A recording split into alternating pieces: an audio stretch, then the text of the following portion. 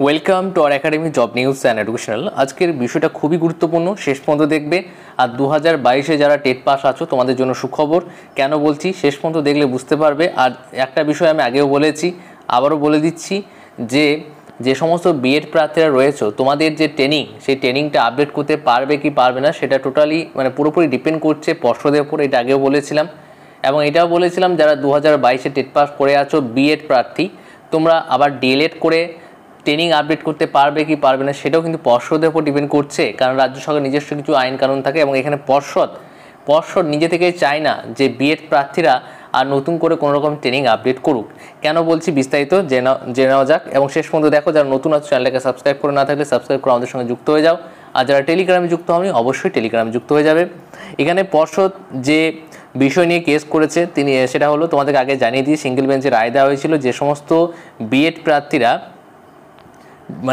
2022 recruitment প্রসেসে অংশগ্রহণ করতে পারেনি তাদের জন্য সিঙ্গেল বেঞ্চ রায় দিয়েছিল যে সমস্ত বিএড প্রার্থীদের নোটিফিকেশন প্রকাশিত হওয়ার আগে ডিএলএড ছিল, তারা কিন্তু বিএডের যে ডিগ্রি সেই ডিগ্রিটাকে বাদ দিয়ে তারা কিন্তু ডিএলএডটাকে আপলোড করতে পারে, সেটা কিন্তু বলা হয়েছে। কিন্তু পর্ষদ এর বিরুদ্ধে চ্যালেঞ্জ করে ডিভিশন বেঞ্চে যায় এবং তিনারা বলেন একবার ট্রেনিং আপডেট করতে সুযোগ দেওয়া হয়েছে, কিন্তু পরবর্তীকালে কিন্তু আর কোনো রকম সুযোগ দেওয়া হবে না।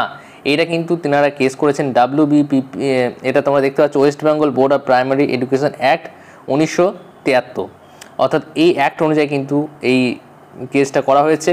এবং এখানে তোমাদের যে জাজমেন্টটা আসবে সেটা অবশ্যই 2022-এর জন্য সুখবর আসতে চলেছে। এবং যারা ভাবছো যে টেট পাস অলরেডি তো হয়ে রয়েছি এবং শুধুমাত্র ডিএলএডটা করবো, তার পরবর্তীকালে ইন্টারভিউ হলে আমরা বুঝতে পারবো, এমনটা কিন্তু হওয়ার সম্ভাবনা খুবই কম।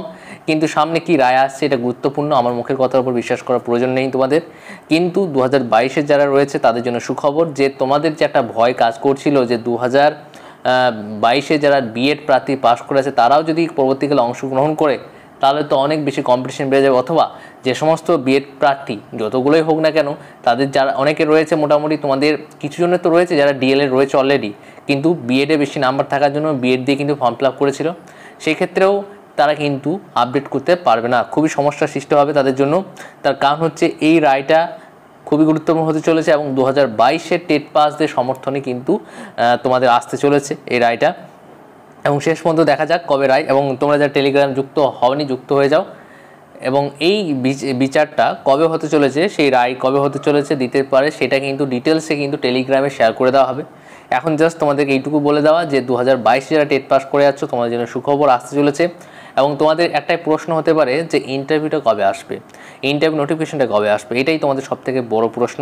এই প্রশ্নের উত্তর অ্যাকুরেটলি তোমরা পেয়ে যাবে, একদম সঠিক, সেটা হলো ভোটের পরেই পেয়ে যাবে। এবং এখানে একটা কথা বলবো, তোমরা প্রিভিয়াস ভিডিওতে যে সমস্ত কমেন্টগুলো করেছিলে, বেশ অনেকজন কমেন্ট করেছিলে, তোমাদের প্রত্যেকের কমেন্টের উত্তর নেক্সট ভিডিওতে কিন্তু আলোচনা করব।